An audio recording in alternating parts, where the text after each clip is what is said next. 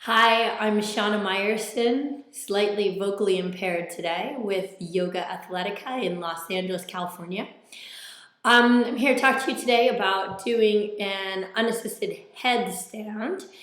And one thing that I have to say before we start is you always have to be really careful when you're doing a headstand. You want to make sure that you don't hurt your neck because it's very easy to hurt your neck if you don't do this correctly. So I'm going to show you first like really easy headstand prep, and then we'll get into how to get into it in the middle of the room unassisted. Okay, so just like all arm balances and inversions, you really do have to learn to be very patient with this practice. For some people, it really is pretty second nature. They might go up their first time and boom, just so easy. For the rest of us, it might take a little bit of work. So let's get into what I first call baby headstand. You might call it headstand prep or crow prep. They're both the same thing. It's sort of like a crow with your head on the floor.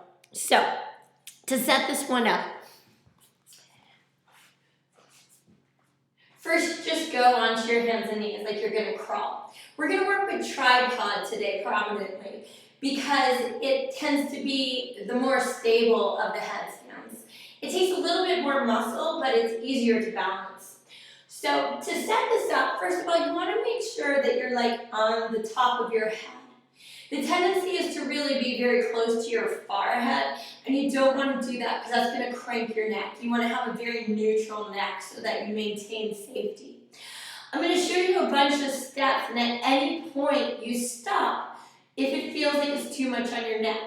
Sometimes if you have sort of like tender neck, it might take a few tries of just putting your head down and getting used to just simply having pressure on your head. So to start, you take your hands on the floor and you put your head in front of it at about an equal distance. So think about it this way. If I were to tell you to build a table with 3 legs, I know that looks like 4, 3 legs, would you build them 3 legs in a line or would you build them in a triangle? Okay, quiz is over. The answer is triangle, right? Because it's going to be a lot more stable. So the first thing that I'm going to do is I'm going to place the crown of my head down. It should be in such a position that I can see between my knees rather than down in front of my knees. My hands are back, so they're in about 90-degree angle. Okay, I can see all my fingertips. And from here, I'm going to come into like a little modified dog on my head. Now this is the first point that you may have to stop. If this is too much, you come down.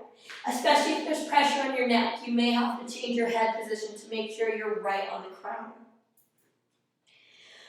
Once this becomes entirely manageable, you step your feet in, and it's okay if your knees bent or straight. And you're going to take one shin, doesn't matter which shin, and you're going to place it on your arm. Okay, so it looks a lot like crow. With this shin pressing into my arm, I create a little leverage and pull my other shin up. Okay, this is what I call baby headstand or headstand prep. You want to make sure that this is very easy and manageable for you before you move on with deeper headstands. When you come down, you can rest in child's pose, or if you want like a little neck stretch, it's really nice to sort of roll to the back of your head here. If you have a ponytail, it sort of gets in the way, so I can't really demonstrate that too well. Okay, so once you've got that down, like you're in your baby headstand, it's very, very easy for you. The next step is to start to engage your core to get your legs off your arms, right? So my hands are down, crown of the head. I've got 90-degree bends here. I come into my little baby headstand. And what I'm going to practice now is just pulling my knees together and into my chest and down. Knees to chest and down. Okay? This is the basic core action of a headstand. Now remember, just like a handstand, if you want to balance, it's going to be a matter of stacking everything. Shoulder, hips, heels, right? So if my hips are not in the right place, it's gonna make it really, really hard for me to get up. So my next step, once I get my knees into my chest, is just simply gonna be to pivot on my hips and see if I can get my hips above my shoulders. So I start out in my little baby headstand. My tush is very low here. My knees come in. From here, I'm gonna practice, it's basically a reverse sit-up, pulling my knees to the sky. As you can tell from there, I mean, there's really nothing left to do. I just straighten my legs and I'm in. Okay, so again, the action is knees to chest, knees to sky, feet to sky. Okay?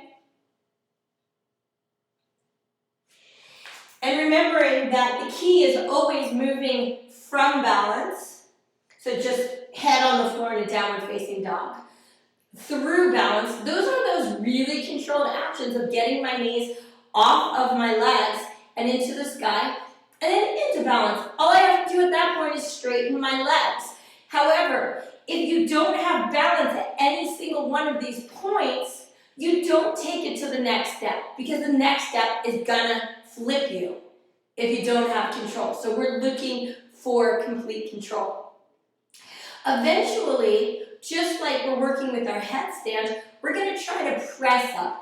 So to practice the press up, it's gonna be headstand. But this time for my down dog, I'm just gonna take one leg and I'm gonna stretch it so high. So at first it may just look like this. It's gonna be frustrating as anything because you can't get your foot off the floor. But without any hopping, practice stretching, stretching, stretching that top leg up until the bottom leg just floats. And then, using your core strength, the leg comes up to the sky.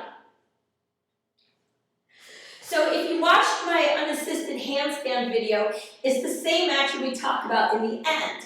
So that's pure core. And sometimes it's just pure frustration, okay? Don't let this get the better of you. If your foot doesn't come off the floor for days or weeks or years, that's okay. We're learning to move through control so that we don't flip over. So again, the top leg is stretching like crazy. And with that top leg stretching, my bottom foot just gets lighter and lighter until I can just use my core to lift. Eventually, the lift is going to take place with two legs simultaneously. I move in my little downward facing doggy, but now I don't have my leg in the air to help me. I only have my hips. So I pull from my hips up to the sky to come up in full control. Remember that the key when you're doing headstand is always going to be to keep really, really, really nice controlled abs, okay? Because the abs are what are going to stop you from flipping over. Okay, so I hope that helps you. That is unassisted headstand. I'm Shana Meyerson with YOGAthletica in Los Angeles, and I'll see you soon.